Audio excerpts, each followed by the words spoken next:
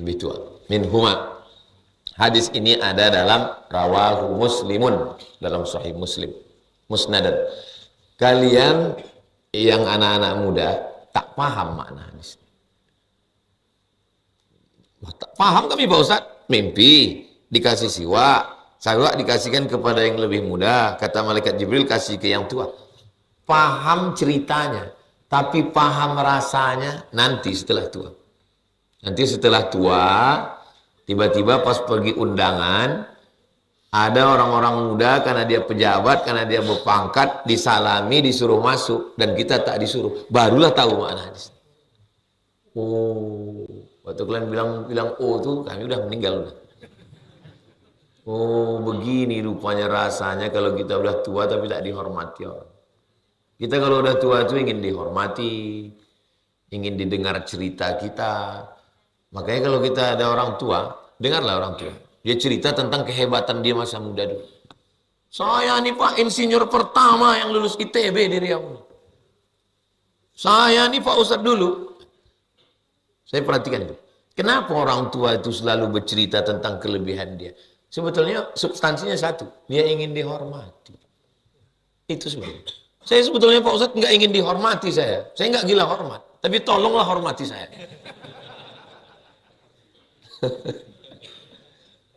Saya pun sendiri merasakan itu. Saya lahir 77. Begitu jumpa sama anak-anak yang baru 80-an, 90-an. Ada dalam hati kita. Nggak siap kita menerima. Itu yang disebut dengan post power syndrome. Sudahlah tua, tak ada lagi jabatan, tak ada kekuasaan. Dulu sebelum datang dipasang orang baleho, disambut dengan tola al-badru alaina, pintu mobil dibukakan. Tiba-tiba sekarang buka sendiri, ke bengkel sendiri, menggendong cucu, dimarahi bini, kena tilang pula. Untung kenal sama Pak Kapolres. Oh yang di musola yang mic-nya nggak bersuara itu kemarin ya. Imam Muhyiddin Abu Zakaria Yahya bin Syaraf An-Nawawi meriwayatkan dalam kitab Riyadhus Shalihin, semoga ilmunya bermanfaat untuk kita dunia akhirat. Amin ya rabbal alamin. Hadis nomor 352. Wa an Jabirin, dari sahabat Nabi namanya Jabir radhiyallahu anhu. Anna nabiyya, sesungguhnya Nabi Muhammad sallallahu alaihi wasallam kana yajma'u, menggabungkan bainar rajulaini, dua orang, min qatla Uhudin, orang yang meninggal mati syahid perang Uhud. Nabi pindah ke Madinah tahun 1, tahun 2 perang Badar, tahun 3 perang Uhud. Ingat, tahun 1 pindah, tahun 2 perang Badar, tahun 3 perang Uhud. Yang di belakang Masjid Nabawi terus, nah itu Bukit Uhud. Perang Badar menang, perang Uhud kalah. Jadi ada 2 orang yang meninggal itu digabungkan Nabi dalam satu liang lahat fil qabri. Ini dalil boleh. Jika ditanya orang, boleh enggak satu liang lahat 2-3 orang? Boleh. Enak aja bilang boleh-boleh. Mana dalilnya? Sudah kami kaji waktu subuh. Ingat betul saya subuh itu. Kenapa? Ada Pak Kapolres hadir. Ini Pak Kapolres, ada 4 di selama jalan Kamboja ini, 1 musola, masjid, musola. Nanti pengurus yang sana pasti bertanya-tanya, kenapa musola ini yang dapat? Kenapa bukan musola ujung? Nah, perlu saya jelaskan supaya jangan ada fitnah di antara kita. Ini tidak ada di setting bahwa Pak Kapolres diundang kemari, tak ada. Memang beliau jadwalnya kemarin. Kenapalah musola ini yang dapat? Karena musola inilah yang paling kecil suara mic-nya. Masjid ini musola ini sudah kena kritik bertahun-tahun. Nah, 3 3 tahun udah kena kritik untuk mengganti mic ini, tak diganti-ganti. Rupanya begitulah cara Allah. Akhirnya musola ini dapat bantuan duit tadi. Duit itu belikan ke mic. Bulan depan mic-nya mesti besar suaranya. Tulis di situ, Wakaf Kapolres, AKBP, Bobi Putra Ramadan Sebayang, kemudian apa lagi yang dekat-dekat marga Sebayang, Tarigan, Sembiring, itu marga orang Karo, menjua-jua kita kerina. Kalau Sregar, Nasution, Hasibuan, Harahap, itu Mandailing. Kalau Raja Guguk, Senambela, Utagu, Ujulu, Carginjang, itu Toba. Jadi dia ada Toba, ada Karo, ada Mandailing, ada Pakpak. Begitulah banyaknya kita di Sumatera ini. Ada Aceh, turun ke bawah, Sumatera Utara. Sumatera Utara ini kalau dia yang tepi laut, itu Melayu semua. Langkat, Medan, Deli, Serdang, Bedagai. Nah, kalau dia di tengah, ini baru Batak. Turun ke bawah, Riau. Habis itu kiri, Sumatera Barat, Minangkabau. Baru Jambi, Melayu. Palembang, Melayu. Bengkulu sendiri, Lampung juga sendiri. Jadi kita di Sumatera ini kaya sekali. Diikat dengan 2 ikatan. Ikatan satu, la ilaha illallah Muhammadur Rasulullah. Ikatan kedua, sebagai orang Indonesia. Mudah-mudahan kita bisa bersama dan istiqomah insyaallah. Amin ya rabbal alamin. Orang Medan, orang Sumatera Utara ditempatkan di Riau ini dari dulu. Makanya gedung paling tua di Jalan Sudirman itu namanya Gedung Kaharudin Nasution. Nasution, Gubernur Sumatera Utara. Dan orang Medan dulu banyak ditempatkan di Salu, tentara. Jadi ada orang Medan ditempatkan di Salu, bertanya dia sama ibu-ibu. Ada gajah di sini, Bu? Kata ibu tuh, kodok nak. Gajah yang kutanya, kata yang ibu jawab. Kodok itu artinya sering, Pak.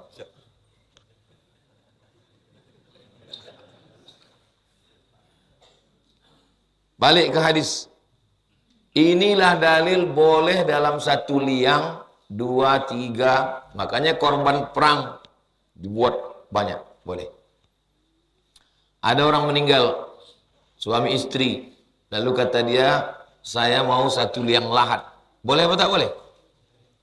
Mana bisa, suaminya masih hidup. Ini yang meninggal.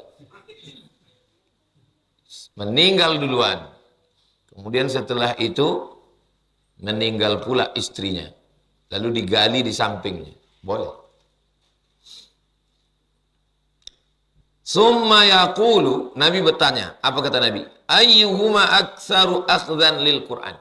Ini antara 2 orang yang meninggal ini, siapa yang paling banyak hafalan Qur'annya? Tidak, kata Nabi, udah kuburkan aja. Tidak, ditanya Nabi dulu. Siapa yang paling banyak hafalan Qur'annya? Lalu dijawab mereka, si fulan ini lebih banyak dia mengambil Quran dari engkau ya Rasulullah. Fa idza usyira lahu ila ahadihima. Ini lebih banyak. Qaddamahu fil lahdi, maka didulukan di lahat. Makna didulukan di lahat itu bukan lebih dulu turun ke bawah.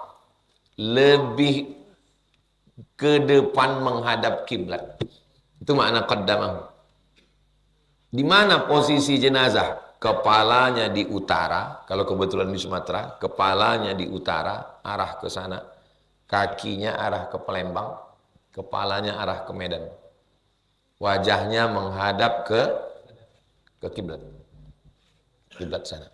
Jadi susunannya yang banyak hafalan Quran tadilah duluan di depan, baru yang hafalannya kurang tadi di belakang. Itu makna qaddamahu fil lahdi. Pelajaran pertama dari hadis ini, boleh 2-3 orang dalam satu lahat. Pelajaran yang kedua, yang lebih banyak hafalannya lebih di paling depan. Pelajaran yang ketiga, bahwa yang afdal itu dikuburkan di lahat, bukan pakai kotak. Pakai kotak bukan lahat. Lahat itu, ini dinding makam. Anggaplah ini dinding makam ke bawah, 2 meter, setinggi tegak. Lalu dikorek tanah bagian bawah itu. Tanah bagian bawah itu dikorek, dikeruk dia. Lalu dimasukkan jenazah, miring, tengkuk, pinggang, kaki, paha, diganjal pakai tanah liat. Lalu walaupun orang kaya tak boleh diganjal pakai emas. Walaupun kaya, dibongkar orang kuburnya. Lalu kemudian dibuka tali pucung kocung ini, dibuka wajahnya, dibukakan kapas-kapasnya itu, ditempelkan hidung ini ke tanah. Ini tanah, ditempelkan hidung ini ke tanah. Makanya ada doa orang, ya Allah buatkanlah kuburnya sejauh mata mandang. Kenapa bunyi doanya, buatkanlah kuburnya sejauh mata mandang? Karena memang mata orang di liang lahat itu cuman segini tuh. Kalau mau geladi, tidurlah malam menghadap ke dinding. Tidur malam menghadap ke dinding, miring ke arah dinding itu, tempelkan hidung ini ke dinding. Begitulah dekatnya pandangan. Lalu kemudian yang bisa pakai lahat ini, kalau tanahnya macam tanah arah Tenayan Raya, daerah komplek kantor wali kota yang baru, itu bisa. Tapi kalau di Rimbo Panjang tak bisa pakai lahat, karena tanahnya tanah gambut, dikerok runtuh ke bawah. Jadi walaupun kita satu kota, satu daerah, tak bisa dipakai 2 pendapat. Yang afdal pakai lahat, dibuat pakai lahat di sini. Tak bisa. Di sini bisanya pakai kotak. Boleh dimakamkan pakai kotak, boleh, tak salah. Tapi afdal pakai lahat. Jenis lahat yang kedua, kalau yang pertama tadi dikeruk dinding. Jenis lahat yang kedua bukan di dinding, di tengah. Ini dinding, tengah tuh dikeruk, dikasih agak-agak tempat papan. Nanti satu momen kita buat penyelenggaraan jenazah sekaligus geladi. Siapkanlah 1 orang jadi jenazah. Karena tak bisa kita berharap ke orang lain. Iya kalau yang penyelenggara itu ada, kalau tak ada, nanti kalau Pak Kapolres mau buat acara, kita buatkan di Kapolres. Cari mana Bapak polisi yang siap mau menjadi jenazah. Mulai dimandikan, dikapankan, sampai dimakamkan. Di mana hadis ini ada? Rawahul Bukhari. Hadis ini ada dalam Sahih Al-Bukhari. Boleh 2-3 orang dalam satu lahat? Yang paling depan, yang paling banyak hafalan Qur'annya, dan afdal di lahat. Maka ada ungkapan, tuntutlah ilmu dari buayan hingga ke liang lahat. Nah, anak-anak sekarang kalau ditanya, apa itu lahat? Satu daerah di Sumatera Selatan, Pak. Lahat. Lahat 1. Kalau 2, lahdani. Jamaknya luhud. Jamak. Dalam bahasa Arab itu ada bentuk tunggal, ada bentuk jamak. Babun, pintu. Kalau jamaknya abwabun. Jendela nafidatul. Jamaknya nawafid. Beda sama bahasa Inggris. Kalau bahasa Inggris 1 door. Kalau jamak tinggal tambah s, doors. 1 book. Kalau jamak books. Nah, kalau bahasa Arab enggak. 1 kitab. Kalau banyak kutub. Makanya menghafal 1 kosakata bahasa Arab sama dengan menghafal 3. Kosakata bahasa Arab itu banyak. Baik, kita lanjutkan. Hadis 353. Kita baca sampai jam 6. Habis itu nanti tanya jawab, kasih kertas. Habis itu jam 6.30 kita sholat sunat isyraq 2 rakaat. Wa an ibni Umar, dari Abdullah bin Umar. Mana ada nama orang Ibnu Umar? Nama kau siapa? Ibnu Umar. Ibnu Umar artinya anak Umar, bukan nama. Nama dia Abdullah bin Umar radhiyallahu anhu. Anna Nabi SAW qala, Nabi berkata, arani fil manam, saya bermimpi, atasawwaku bisiwak, saya bersiwak, saya bermimpi bersiwak. Faja'ani rajulani, datang dua orang laki-laki. Ahaduhuma akbar minal akhar, yang satu lebih tua, yang satu lebih muda. Fanawaltu siwak al-asghar, lalu ku kasih siwak yang muda.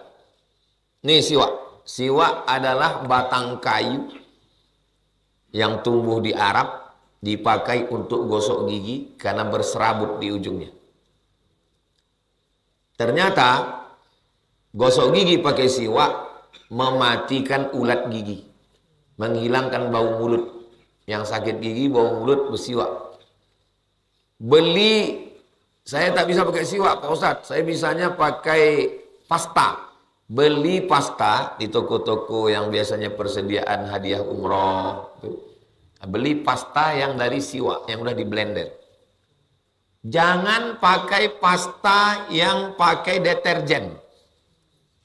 Pasta ada deterjennya. Sabun untuk baju dimasukkan ke pasta. Dan ada pemutihnya. Itu menghilangkan ingatan dan merusak gigi. Merusak mulut. Jadi bagus pakai pasta yang dari siwak. Nabi bersiwak. Ku kasih siwak kepada yang muda, kata Nabi. Faqilali, lalu dikatakan kepada Nabi, apa katanya? Malaikat Jibril mengatakan, kabir, kasih siwak kepada yang tua.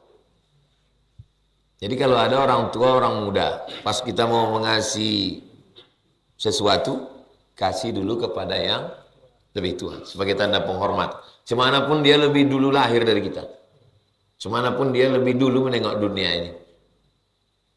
Fadafa'tuhu ilal akbar, lalu saya pun memberikannya kepada yang lebih tua. Ini yang melakukan ini Nabi Muhammad SAW. Sedangkan Nabi pun, nah ini bukan masalah salah atau tak salah, ini bukan masalah benar atau salah, ini masalah etika. Makanya saya, kalau ada orang lebih tua, tak saya lihat latar belakangnya apa, kerjanya apa, asal dia tua, kita hormati. Karena Nabi kita mau nyuruh itu. Ada yang tua.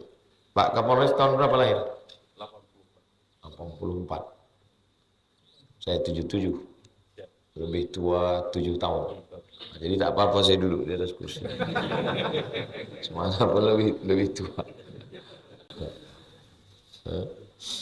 Lebih tua. Min huma. Hadis ini ada dalam rawahu Muslimun, dalam Sahih Muslim. Musnadan. Kalian yang anak-anak muda tak paham makna hadis. Wah, tak paham kami Pak Ustaz. Mimpi dikasih siwak dikasihkan kepada yang lebih muda. Kata malaikat Jibril kasih ke yang tua. Paham ceritanya, tapi paham rasanya nanti setelah tua. Nanti setelah tua, tiba-tiba pas pergi undangan, ada orang-orang muda karena dia pejabat, karena dia berpangkat, disalami, disuruh masuk, dan kita tak disuruh. Barulah tahu makna hadis. Oh, waktu kalian bilang oh tuh kami udah meninggal udah. Oh, begini rupanya rasanya kalau kita udah tua tapi tak dihormati orang. Kita kalau udah tua itu ingin dihormati, ingin didengar cerita kita. Makanya kalau kita ada orang tua, dengarlah orang tua. Dia cerita tentang kehebatan dia masa muda dulu. Saya nih Pak insinyur pertama yang lulus ITB di Riau. Saya nih Pak Ustadz dulu. Saya perhatikan itu. Kenapa orang tua itu selalu bercerita tentang kelebihan dia? Sebetulnya substansinya satu. Dia ingin dihormati. Itu sebenarnya. Saya sebetulnya Pak Ustadz nggak ingin dihormati saya. Saya nggak gila hormat. Tapi tolonglah hormati saya. Saya pun sendiri merasakan itu. Saya lahir 77. Begitu jumpa sama anak-anak yang baru 80-an, 90-an. Ada dalam hati kita. Nggak siap kita menerima. Itu yang disebut dengan post power syndrome. Sudahlah tua, tak ada lagi jabatan, tak ada kekuasaan. Dulu sebelum datang dipasang orang baleho, disambut dengan tola al-badru alaina, pintu mobil dibukakan. Tiba-tiba sekarang buka sendiri, ke bengkel sendiri, menggendong cucu, dimarahi bini, kena tilang pula. Untung kenal sama Pak Kapolres. Oh, yang di musola yang mic-nya nggak bersuara itu kemarin ya. Gitu. Nah, jadi memang kita ini mesti siap memang. Resiko muda adalah tua. Berarti siap muda, siap tua. Banyak orang tak siap menghadapi hidup. Makanya kalau ditanya apa definisi hidup itu? Hidup itu adalah take risk. Siap mengambil resiko. Bahwa kalau kita muda, ya kita tua. Bahwa kalau kita hidup, resikonya mati. Bahwa kalau kita berseragam, resikonya pensiun. Nah, Ustadz sedang menyindir polisi ini. Tidak. Saya PNS. Saya PNS, pegawai negeri. Lulus 2008, keluar 2019. Tidak pensiun. Jadi saya merasakan perasaan pensiun itu lebih awal. Kalau ngomong sama orang, saya PNS Pak Ustadz, kata dia. Dalam hati saya, aku pun PNS juga dulu. Makanya saya sekarang beberapa kali dikasih untuk pembekalan pensiun. Kabupaten kota, pegawai-pegawai yang mau purna bakti, sebetulnya pensiun. Cuman supaya agak lembut bahasanya purna bakti. Bapak udah pensiun ya? Enggak, saya purna bakti. Sama lah itu Pak. Bisa kita merasakan perasaan orang lain. Saya sampai hari ini belum pernah menginjakkan kaki ke UIN. Sejak berhenti. Ah, bohong Ustadz. Seringnya Ustadz ngancar ustazah situ. Iya, tapi saya nggak turun. Saya antar sih saya. Habis itu dia turun, saya pergi. Namun untuk menginjakkan kaki, untuk ceramah, untuk seminar, tak. Kenapa? Menengok tempatnya, menengok. Baru saya paham, oh begitulah agaknya orang-orang tua. Tapi kalau dari muda udah terbiasa bermasyarakat, biasa ke masjid, biasa pengajian, itu nggak jadi masalah pensiun itu. Tapi kalau waktu aktif tidak pernah pengajian, tak pernah bermasyarakat, tak pernah ke masjid, itu untuk datang ke masjid itu sungkan berat. Akhirnya di rumah nonton TV, nonton tinju pula. Pas yang didukung itu kalah, mati. Ramai di tengah kesunyian, sunyi di tengah keramaian. Hiruk pikuk kota, sendirian di rumah nonton TV, nonton sinetron, yang ditonton drama Korea. Saya awalnya beli tanah di Rimbo Panjang ini dulu, awalnya gitu. Saya menjenguk dosen saya tinggal di komplek. Tinggal berdua sama istrinya, udah tua. Nonton TV. Berpikir saya, aku kalau bisa di hari tuaku jangan sampai sunyi di tengah keramaian. Maka saya cari tanah, saya bilang sama mak saya, insya Allah kita tak sunyi di sini mak. Nanti di muka itu kita buat kelas supaya pagi anak TK ramai. Malam kita buat musola kecil. Nanti mak ngajar ngaji di sini. Jadi kalau aku ceramah keliling, siang mak tak sunyi karena ada anak TK, malam pun tak sunyi ada anak ngaji. Itu awalnya dulu rencana pindah ke sini. Tak pernah terpikir akan ada gedung tinggi, masjid besar, walaupun belum jadi. Tak ada. Rupanya dikasih Allah. Yang penting kita niat baik, buat baik, dikasih Allah lebih dari yang kita pikirkan. Insya Allah. Yang penting cita-cita baik. Lama hidup banyak dirasa, jauh berjalan banyak ditengok. Banyak kita mengalami kejadian-kejadian unik yang tak ada di buku. Ada satu mahasiswa saya. Mahasiswa di kelas internasional. Dia udah lulus, minta jadwal. Dari 3 tahun lalu minta jadwal, sampai sekarang nggak dikasih-kasih. Kalau minta jadwal kan bukan ke saya, ke tim. Kalau saya ke saya minta, saya bilang udah diurus tim. Entah apa pertimbangan tim, tak dapatnya jadwal sudah 3 tahun. Semalam, saya yang minta jadwal ke dia. Bilang sama Bapak Kades itu, kasih jadwal satu, saya mau tausiah di tempat dia. Karena itu tempat KKN Ustazah Fatimah. Rupanya dia kadesnya situ. Nah, saya bilang nanti tempat Ustazah KKN kita kasih jadwal satu. Rupanya kadesnya dia. Lama saya menunggu. Seluruh dunia ini mau menghalangi. Kalau Allah menetapkan iya, kita yang datang ke situ minta. Nah, intinya tak usah kita merasa kita lah mengenggam dunia ini. Termasuk juga lah masalah kenapa musola ini yang dapat bantuan. Di antara 4 musola ini, inilah yang paling parah. Musola itu bagus. Masjid 2 ini bagus. Inilah musola yang paling. Saya pun heran, kenapa tim Pak Kapolres ini tak disurveinya duluan? Kok disurveinya, nggak usah lah Pak, parah kali musola itu. Nggak lepel kita itu Pak katanya kan. Musola ini datang. Padahal masjid itu bagus, masjid itu bagus. Jadi memang agak naiklah rating musola ini sedikit. Sejak kedatangan Pak Kapolres. Rawahu Muslimun, diriwayatkan Imam Muslim hadis ini musnadan. Wal Bukhari ta'liqan. Nah, ini masuk dalam istilah ilmu hadis. Perhatikan baik-baik. Hadis ini diriwayatkan oleh Imam Muslim dalam Sahih Muslim musnadan, bersanad dari Imam Muslim ke periwayat bersanad sampai ke Nabi. Wal Bukhari ta'liqan. Dalam Sahih Bukhari hadisnya hadis mu'allaq namanya. Hadis apa namanya? Mu'allaq. Ini Imam Bukhari. Imam Bukhari dapat hadis dari siapa? Abdullah bin Maslamah. Abdullah bin Maslamah dapat hadis dari siapa? Imam Malik. Imam Malik dapat dari siapa? Abu Zinad. Abu Zinad dapat dari siapa? Dari A'raj. A'raj dapat dari siapa? Abu Hurairah. Abu Hurairah dapat dari siapa? Dari Nabi. Ini dari siapa? Dari siapa? Dari siapa? Dari siapa? Ini namanya sanad namanya. Sanad. Kalau putus di awal, ini Imam Bukhari. Putus dari Imam Bukhari ini, itu namanya hadis mu'allaq. Mu'allaq namanya. Kalau putusnya di sini, mu'allaq. Kalau putusnya di sini, sahabat nabinya tak ada, namanya hadisnya mursal namanya. Jadi kalau ada nama orang, siapa nama kau? Mursal.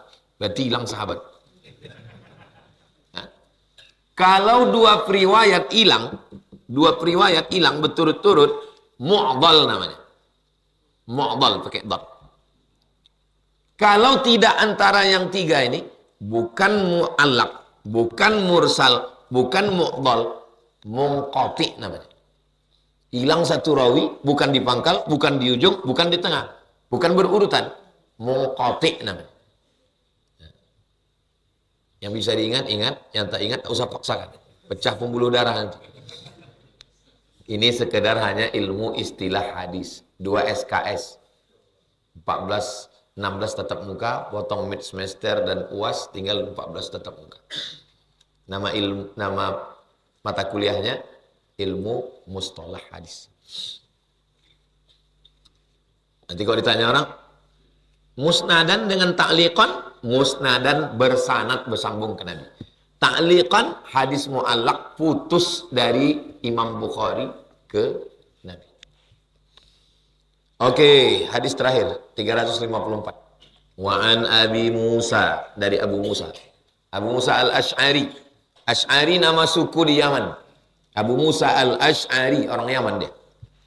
Qala, dia berkata, qala Rasulullah SAW, Nabi SAW bersabda, inna min ijlalillahi ta'ala, di antara bentuk Allah memuliakan orang, ikrama dzsyaibatil muslim, memuliakan orang syaibah. Syaibah itu orang beruban. Memuliakan orang beruban. Kita kan nggak tahu tanggal lahir orang. Ya kalau macam tadi saya tanya, tahun berapa lahir Pak? 84. Kalau enggak, apanya kita tengok? Ubannya. Makanya uban jangan dicelup. Kenapa? Ada juga gunanya itu pas ngantri undangan. Kalau kita beruban silakan orang duluan Pak. Tapi kalau kita celup, mudah ini katanya. Ustaz tuh rambut Ustaz celup? Enggak, rambut saya tak saya celup. Yang begini, beruban. KPU, Kepala Penuh Uban. Bapak ini udah meninggalkan dunia hitam nih Pak Ustaz. Udah meninggalkan dunia hitam putih semua. Yang beruban jangan tersinggung. Karena orang yang beruban nanti di padang mahsyar bercahaya kepala. Menyala abang. Jangan mencabut uban, jangan mencelup uban. Kenapa orang yang beruban itu bercahaya kepalanya di akhirat? Saya ini orangnya suka penasaran. Kalau ada hadis atau ayat, saya cari alasannya kenapa. Siapa yang beruban kepalanya bercahaya di akhirat? Rupanya kalau kita beruban, kita tengok di cermin, kita ingat mati. Karena kita ingat mati, maka kita banyak beribadah. Itulah maka bercahaya. Tapi kalau ada orang beruban tak ingat mati, enggak juga. Di syaibah artinya beruban. Siapa lagi? Wahamilil Quran. Orang yang membawa Quran. Bukan bawa Quran menenteng Quran. Membawa Quran di sini, membawa Quran di sini. Membawa Quran di sini mikirkan Quran. Membawa Quran di sini hafal Quran. Membawa Quran di sini memperjuangkan Quran, mengamalkan Quran. Ghairil ghali fihi, yang tidak melampau batas dalam hal tajwid dan huruf. Yang baca Quran itu biasa aja. Bismillahirrahmanirrahim. Alhamdulillahi rabbil alamin. Ar-Rahmanir-Rahim. Normal aja wajar, jangan dipaksakan. Alhamdulillahi rabbil alamin. Ghairil ghali. Biasa aja, normal aja. Wal jafi anhu, dan dia tidak pula orang yang meninggalkan Al-Quran. Tak pernah buka Quran. Seumur hidup buka Quran cuma 2 kali. Satu megang-megang Quran untuk akad nikah. Satu masuk rumah sakit tak mati-mati dibukakan Quran. Mati. Wa ikramadhis sultanil muqsid, memuliakan orang yang punya kuasa dan dia adil. Memuliakan orang yang punya kuasa, gubernur, tentara, polisi, jaksa, hakim, memuliakan mereka, tapi syaratnya muqsid, orangnya adil. Mudah-mudahan Pak Kapolres, Pak Kapolsek, Pak Aulia, Pak Kapolres, Pak Bobi Putra Ramadan Sebayang, mudah-mudahan beserta seluruh jajaran diberikan Allah sikap adil. Karena yang dikenang orang adalah adil, itulah yang dikenang orang. Saya pergi dari Pekanbaru ke Jakarta, dan Jakarta ke NTB. Sampai di NTB jadwal ceramah Nusa Tenggara Barat. Pas sarapan pagi ditanya orang, "Bapak dari mana?" "Dari Riau," saya bilang. "Oh, itu Pak Iqbal itu dulu tugasnya di sini Pak Ustadz." Pak Iqbal sebelum Pak Eri di NTB. "Pak Iqbal itu di sini Pak Ustadz." Saya tanya, "Kayak mana Pak Iqbal itu dulu di sini?" "Banyak masjid ini dibantu-bantunya Pak Ustadz. Ikut dia kegiatan masyarakatnya Pak Ustadz." Di situ saya ambil kesimpulan, apa yang kita buat waktu kita bertugas itulah yang diingat orang. Itulah yang ditolong. Tapi kalau yang kita buat itu dibenci orang, itu diskotik tuh dia backup tuh dulu Pak Ustadz.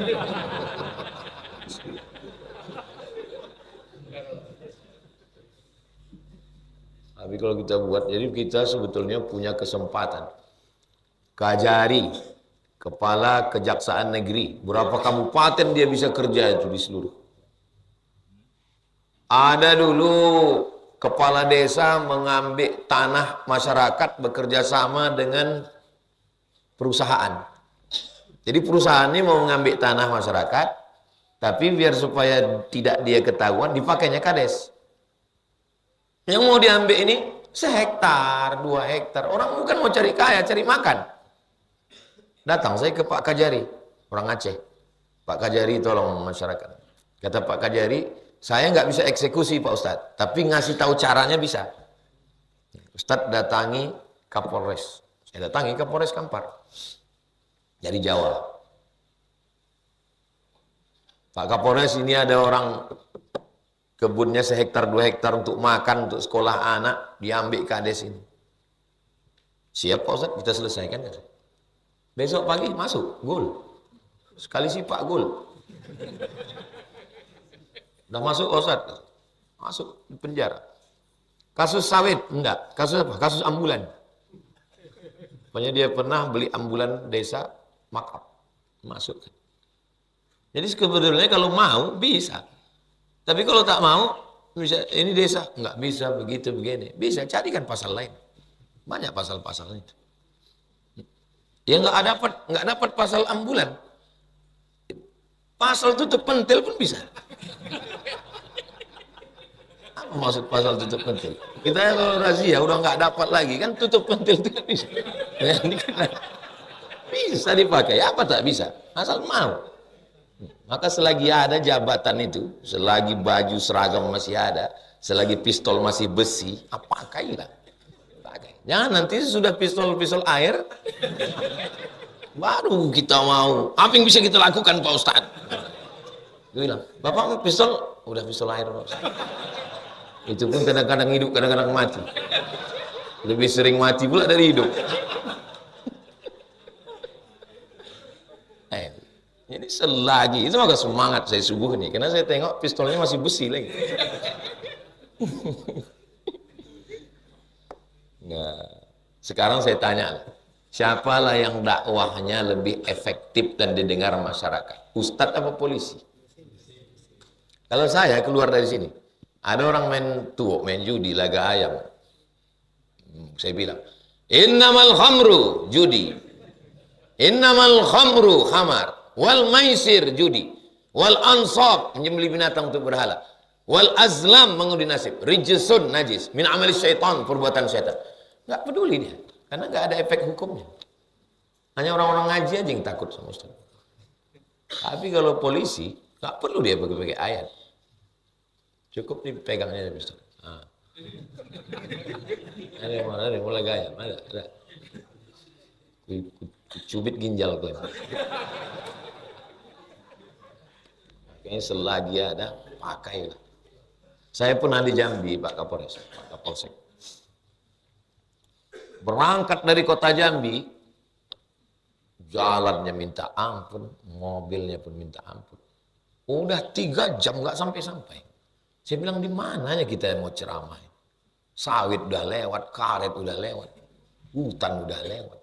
Begitu sampai, meresmikan musola kecil, macam inilah kecil. Terus apa kegiatan kita? Ustaz ceramah meresmikan musola kecil. Saya menengok, kita ini kan selevel-level Sultan Brunei kan. Masa musola-musola kecil kayak gini lah pula kita resmikan. Cuman enggak saya bilang, nampak kali sombong kita kan. Cuman saya mau tahu kenapa lah musola kecil nih kali. Rupanya musola itu yang membuat Kapolsek. Jadi kalau ini kata sambutan dari ketua panitia, saya Kapolsek di sini, dan setiap orang datang kemari tak ada tempat sholat. Maka saya bernazar kalau jadi musola ini nanti Ustadz Somad mesti ceramah. Oh, begitu perjuangan dia. Saya tanya, ini duit negara Pak? Tidak Ustadz. Ini tidak dari APBD, tidak dari APBN, tidak dari proposal. Ini murni dari swadaya. Nah, mereka ngumpulkan duit tak macam kita. Berapa kali semprit lah, terprit katanya. Sempritnya aja orang tuh keluar. Selagi masih berbunyi semprit itu pakailah. Sempritnya sama, bunyinya sama, mereknya sama. Cobalah kita yang mengembusnya. Lain. Jadi selagi masih diberikan Allah dari sekian ribu orang di Indonesia ini, kita kadang tidak melihat ini sebagai nikmat. Kelingking ini tidak kita tengok nikmat. Kenapa? Ya karena kita punya kelingking. Tapi ketika kelingking kita ini luka dan telinga kita gatal, Barulah kita sadar, nikmat. Tak mungkin ini mana masuk. PNS. Orang PNS itu sekarang, PNS masuk terlambat, pulang cepat. Pas ditanya, kenapa kau pulang cepat? Kita tidak boleh melakukan kesalahan 2 kali. Kalau sudah datang lambat, pulang mesti cepat. Dia tidak menganggap itu sebagai nikmat. Dia tidak menganggap itu nikmat. Siapa yang menganggap PNS itu nikmat? Orang yang ikut tes PNS nggak lulus-lulus. Siapa itu? Almarhum Ki Joko Bodo. Ki Joko Bodo itu 16 kali ikut tes PNS, nggak lulus-lulus. Ustaz tahu dari mana? Tulislah di internet. 16 kali tes PNS nggak lulus, coba tulis. 16 kali tes PNS tidak lulus.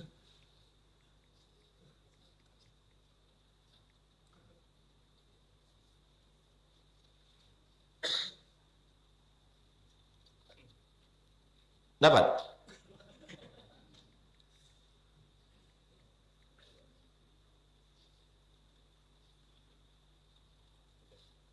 Ki Joko Bodo 16 kali tes PNS nggak lulus. Pernah tes PNS 16 kali nggak lulus. Maka bagi orang yang lulus PNS, bagi dia biasa aja itu. PNS yang menurut kamu biasa aja, itu adalah luar biasa bagi almarhum Ki Joko Bodo. Saking dia tak lulus-lulus, akhirnya dia jadi dukun. Ki Joko Bodo itu dukun. Dan di akhir hayatnya dia bertobat, dia bangun masjid, setelah itu meninggal. Mudah-mudahan husnul khatimah. Rumah yang menurut kamu rumah membosankan, itu adalah rumah yang diimpikan oleh para kontraktor, orang yang kontrak. Suami yang menurut kamu, aku menengok suamiku nih Pak Ustadz, muak kali aku, kalau mau malaikat maut ambil lah. Itu adalah suami yang dirindukan oleh gadis tua yang tak nikah-nikah. Istri yang menurut kamu memuakkan, aku nengok biniku nih Pak Ustadz, karena ada itu memenya, istri di mata orang lain, istri di mata suami. Pas di mata orang lain, oh bidadari. Pas di mata suami, dibuat orang itu monyet. Meme. Istri yang menurut kalian membosankan, itu adalah istri yang didoakan tiap malam tahajud bagi seorang yang tak nikah-nikah, jombloan sejati. Jadi, kita sudah ditempatkan Allah ini sekarang, sesuai dengan kapasitas kita masing-masing, pakailah ini untuk menolong agama Allah SWT. Mana kertas?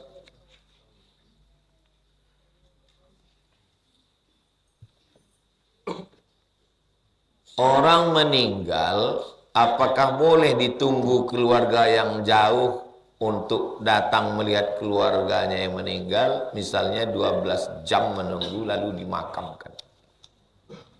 Saya tulis surat wasiat di kertas pakai tulis tangan, saya masukkan ke map plastik, saya beli di toko Jalan Sudirman, dan saya tulis di luar, wasiat, ada di kamar.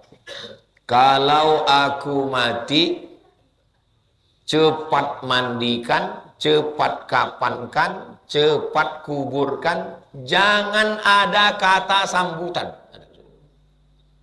Tak ada tuh kata sambutan-sambutan.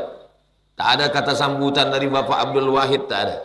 Tak ada kata sambutan dari Bapak Herimen, tak ada. Tak ada kata sambutan dari Bapak Kapolres Kampar, tak ada. Karena udah saya tulis itu. Pokoknya berlaku kata Golkar, lebih cepat, lebih baik. Ya, saya tulis, seandainya aku mati sore jam 5, langsung mandikan, kapankan, kuburkan. Jangan lama-lama, jangan dibiarkan bermalam. Dah, nanti jamaah aman. Insya Allah kalian tidak akan dipersalahkan. Kuliah misalnya Azik Sami di Mesir, nunggu pesawat pulang. Ini kuburkan cepat. Ustaz Apandi mengatakan kuburkan cepat, karena aku dulu mendengar Ustaz Somad. Entah siapa yang blok kita duluan kan. Kuburkan cepat. Aku mendengar Ustaz Somad waktu ceramah subuh, Ditanya orang tuh, mana tahu dituduh orang tuh Ustaz Apandi membuat-buat cakap kan. Kapan Ustaz Apandi? Waktu itu Pak Kapolres datang. Kata Ustaz Somad, kuburkan aku cepat. Anak kalau dia ngaji, ini ayah kau meninggal, apa kata dia? Cepat kuburkan, jangan tunggu aku balik. Begitu kalau dia paham.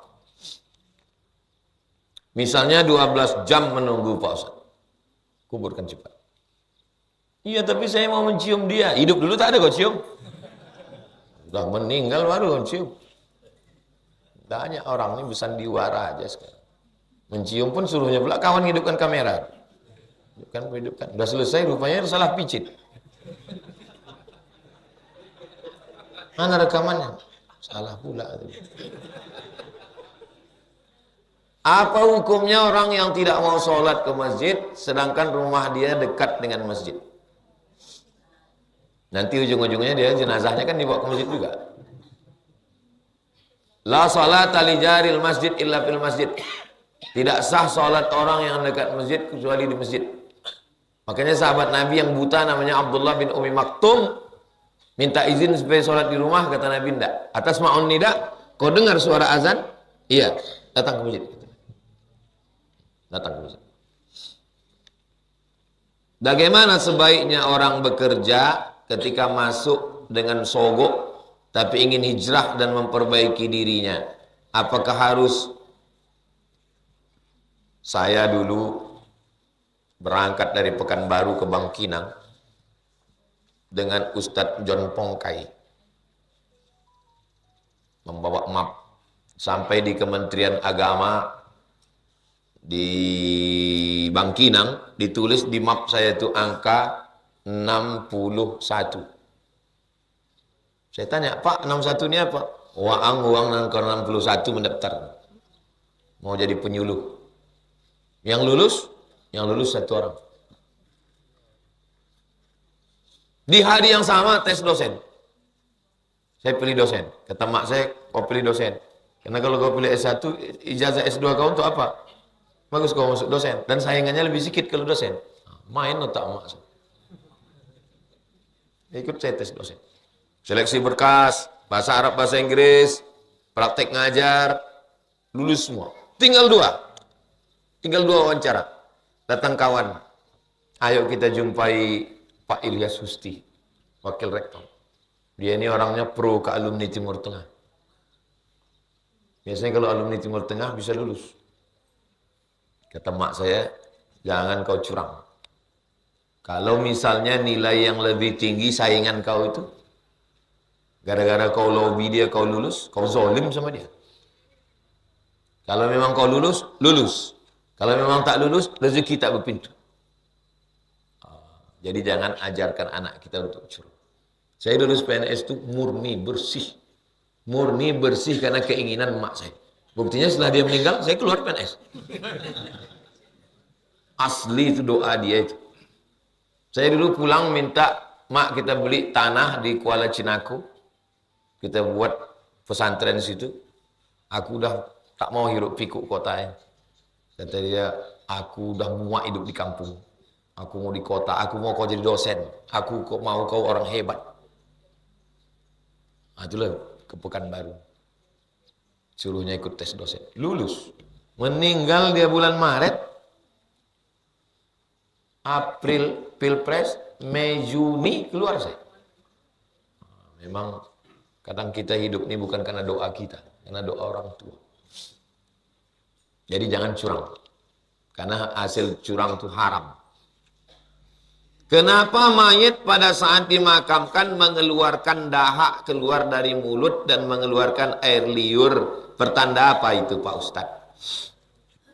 Sebagian ilmu perdukunan meyakini air yang keluar dari mulutnya itu adalah ilmu-ilmunya terakhir. Maka datang muridnya diminumnya air itu. Makanya kalau ada keluarga kalian yang percaya ke dukun-dukun gitu, kalau meninggal cepat tutup, ikat pakai kain dan jangan ditinggalkan jenazah. Karena orang ini lain otaknya. Orang kalau udah dekat dukun ini lain otaknya, sungsang. Pindah otak itu ke lutut. Minumnya air itu. Karena dia meyakini itulah ilmu terakhir dia. Menjadi kebal, menjadi hebat. Sedangkan secara medis, iya, itu adalah gas-gas dari perut yang keluar ke atas. Bakteri itu, penyakit itu. Dulu orang meyakini kalau ada orang mati itu akan membawa tulah, membawa sial. Makanya kalau ada yang penyakit kulit, itu diambil tangan orang mati itu dioleskan. Bawa gatalku ini ya, bawa sakit ini ya. Dulu tidak boleh anak lajang, anak sulung dengan anak gadis, anak sulung. Tahu anak sulung? Anak pertama. Anak lajang sulung dengan anak gadis sulung tidak boleh nikah. Kenapa? Karena anak lajang sulung dengan anak gadis sulung, kalau dia nikah, lahir anak sulung, mati, anak sulung ini dicari dukun. Makanya kuburnya mesti dijaga. Zaman dulu. Untung Pak Kapolres dengan Pak Kapolsek tak hidup zaman dulu. Kalau hidup zaman dulu ditugaskan menjaga kubur. Karena takut digali orang. Ayahnya sulung, emaknya sulung, anaknya sulung, mati. Kuburnya itu digali oleh dukun, lalu kemudian ditimang. Jenazah itu ditimang sampai dia ketawa. Setelah dia ketawa, katanya, lalu dimasak anak itu ke dalam minyak. Dimasak dia pakai bumbu-bumbu, minyaknya itulah untuk santet. Misalnya saya nggak suka sama antum, saya simpan minyak itu, saya oleskan ke antum, menjalar antum mencicak naik ke atas.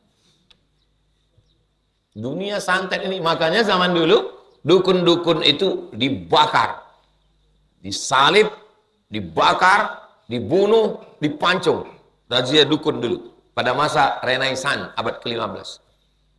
Satu yang tak bisa ditangkap. Siapa namanya itu? Lupa pula. Dracula. Tak bisa ditangkap, lepas. Di zaman Umar bin Khattab, dukun-dukun satu hari pernah dipancung 3 orang. Dukun panggil, suruh tobat. Tak bertobat, pancung. Apa iya orang dukun-dukun santet itu bisa menyantet orang? Ketika pesulap merah membuka rahasia dukun santet, ya kan? Apa yang dilakukan dukun santet? Inilah jamaahnya nggak ngikuti perkembangan. Ketika pesulap merah membuka rahasia dukun santet, pertanyaannya, apa yang dilakukan dukun santet? Apakah mereka menyantet? Mereka ramai-ramai lapor polisi. Antum ikuti berita. Makanya kalau membaca berita itu, dukun-dukun lapor ke Mabes, melaporkan pesulap merah. Saya berpikir, kalau memang bisa mereka nyantet, kenapa nggak disantetnya? Kan? Bisa menyantet itu, bisa. Dengan bantuan setan. Tapi bisa tidak, bisa ya, bisa tidak. Karena sihir itu bisa iya, bisa tidak, dia sendiri pun ragu. Yang paling pasti itu apa? Polisi. Maka dia lapor ke polisi. Saya sedang ceramah. Pas saya sedang ceramah, rupanya di belahan-belahan kertas itu ada surat kaleng. Bukan pertanyaan. Pas buka-buka surat, makanya kalian kalau dapat surat kaleng kasih ke saya. Yang kalian simpan. Ada surat kaleng.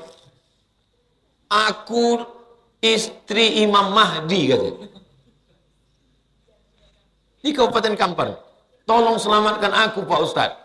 Saya lapor ke polisi, ke Polda. Pak, ada istri Imam Mahdi.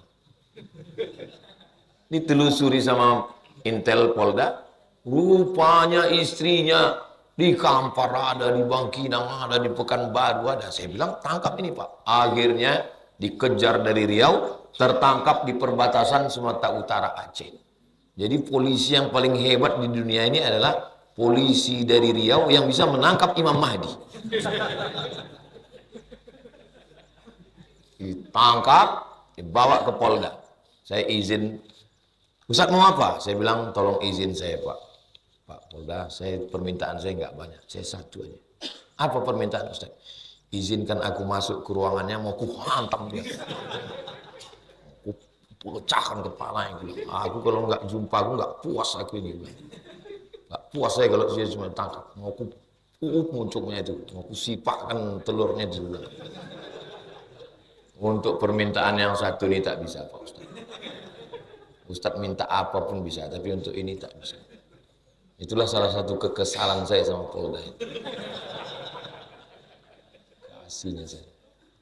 Ini kurang ajar itu. Kok bisa anak-anak gadis ini dinikahinya? Saya tanya, siapa yang menikahkan kau? Saya bawa ke rumah. Ayahnya yang menikahkannya. Ayahnya guru, bukan orang bodoh. Guru, kepala SMK. Emang. Nah, jadi bapak-bapak dari kepolisian, jangan ragu. Tangkap. Yang satu mengaku Jibril. Satu mengaku Jibril. Lia Eden. Yang satu mengaku Nabi. Kata dia Nabi yang terakhir. Nabi yang terakhir siapa? Muhammad. Enggak. Nabi terakhir adalah aku. Dibacakannya ayat. Ya'ti min ba'dismuhu Ahmad. Nama dia Ahmad. Ahmad Musadek. Tadi aku Nabi terakhir. Ditangkap sama polisi. Jibril ditangkap. Nabi pun ditangkap. Habis itu dikonfrontir. Ditanya. Kau Jibril? Iya. Pernah kau ngirim wahyu ke Nabi? Enggak. Kau Nabi? Iya. Pernah kau dapat wahyu dari Jibril? Tidak. Kau tangkap dua-dua. Ini polisi Indonesia ini pernah menangkap 3. Jibril, Nabi, Imam Mahdi.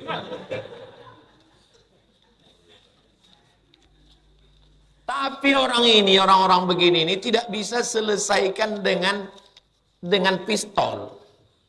Dia pakai logika akal yang akalnya itu udah disusupi setan. Siapa Nabi terakhir? Nabi terakhir adalah Muhammad. Oh tidak, kata dia. Nabi terakhir nih. Ya'ti min ba'dismuhu Ahmad. Maka polisi pun juga tidak hanya bisa pakai kekerasan, pakai pikiran. Oh, jadi kalau ada nama di Quran berarti Nabi. Iya. Ahmad ini. Kalau gitu ada lagi Nabi setelah Ahmad. Siapa? Nasrullah. Kenapa? Ini iza ja'a nasrullah. Berarti Nasrullah Nabi. Berarti ada lagi Nabi setelah Nasrullah. Siapa? Ustaz Somad. Kenapa? Ada namanya. Qul huwallahu ahad. Allahus somad. Berarti setelah Ustaz Somad itu ada lagi Nabi. Karena menurut tahun lahir dia 77, ada lagi Nabi lahir tahun 84. Ini ayatnya. Mana ini? Syahrul Ramadan alladzi. Bobi putra Ramadan Subayang. Nabi juga. Dibatalkan logika berpikir dia itu dengan pikiran juga. Cara berpikir kau ini salah, sesat. Mana yang lebih utama Pak Ustadz? Bagus makharijul huruf atau bagus irama bacaan? Keponakan saya menghafal Quran di Sulaimaniyah. Sulaimaniyah itu cabang Turki. Paling banyak di dunia ini cabang Eropa, Amerika, Sulaimaniyah. Tidak boleh ngapal Quran sebelum tahsin. Tahsinnya 1 tahun tahsin. Karena kalau ngapal Quran tahsinnya jelek, memperbaikinya rusak. Sama dengan buat rumah udah bagus, rupanya pondasinya salah. Kan mesti bongkar ulang. Makanya tahsin dulu. Saya tidak menerima santri yang tak bisa baca Quran. Kenapa? Karena berarti saya mesti menyiapkan guru lagi. Menambah guru lagi. Berat. Maka anak-anak yang tak bisa baca Quran, mohon maaf kita tak terima. Tahun ini yang mendaftar 300, yang diterima hanya 150. Yang lain itu, ya jatah sekolah lain lah. Doa mereka juga itu, biar tak lulus. Jadi Pak Ustadz mana dengan irama? Makharijul huruf tajwid, tahsin dulu. Tak boleh gara-gara lagu biar supaya didengar orang mantap, lalu merusak bacaan. Maka mesti ketat itu. Ketat itu makharijul hurufnya. Bismillahirrahmanirrahim. Kemana-mana itu. Itulah yang dapat kita kaji subuh ini. Mudah-mudahan kita diberikan istiqomah iman dan Islam. Keluarga kita sakinah, mawaddah, warahmah. Sampai mati kita dalam keadaan la ilaha illallah Muhammadur Rasulullah. Ala hazihin niyah. Untuk niat yang baik-baik ini. Al-Fatihah. A'udzubillahi minasyaitonirrajim. Bismillahirrahmanirrahim. Alhamdulillahirabbil alamin arrahmanir rahim maliki yaumiddin. Iyyaka na'budu wa iyyaka nasta'in. Shiratal ladzina an'amta 'alaihim ghairil maghdubi 'alaihim waladdallin. Amin. Allahumma inna nas'aluka salamatan fid din. Selamatkan kami dalam agama ini ya Allah. Wa afiatan fil jasad, sehatkan badan kami. Wa ziyadatan fil ilmi, tambahkan ilmu kami. Wa barakatan fil rizqi, berkahi rezeki kami. Wa taubatan qabla al-maut, berikan kami taubat setelah mati. Wa rahmatan indal maut, berikan kami rahmat ketika mati. Wa maghfiratan ba'dal maut, berikan kami ampunan sesudah mati. Allahumma hawwin 'alaina fi sakaratil maut, ringankan kami waktu sakaratul maut. Wa najata minan nar, selamatkan kami dari api neraka. Wal 'afwa indal hisab, maafkan kami ketika segala amal kami dihisab. Rabbana fil lana dzunubana wa liwalidayna warhamhuma kama rabbayana shaghira. Rabbana hab lana minas shalihin